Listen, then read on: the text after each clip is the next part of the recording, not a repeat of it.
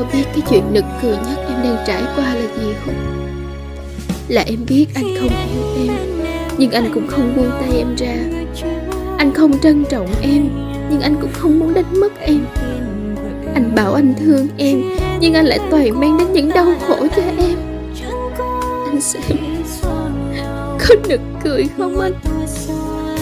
Em đã quá đổi thay từ khi người ấy đến bên này.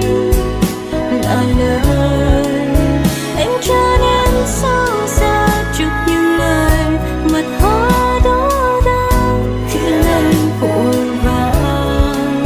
Em cứ mãi kiếm tìm một người hợp với bản thân, quên đi cả em. Nước mắt không còn rơi, em đứng xa nhìn thôi, xem cô ta có sống như em. Đàn bà cũ thì sao? Là người từng có gia đình, có con và từng qua tay một người đàn ông hả? Tại sao lại đặt lên vai người phụ nữ ấy 3 từ đàn bà cũ? Thử hỏi người chưa chồng, chưa có con, có còn mới không? Đàn bà từng đổ vỡ, chẳng lẽ không được yêu thương, trân trọng? Thay vì khinh chê thì hãy yêu thương, trân trọng họ, bởi vì cuộc đời của họ đã quá khổ. Và khi họ được yêu thương, chắc chắn người sẽ nhận lại quẹn tròn. Yêu một người không sai.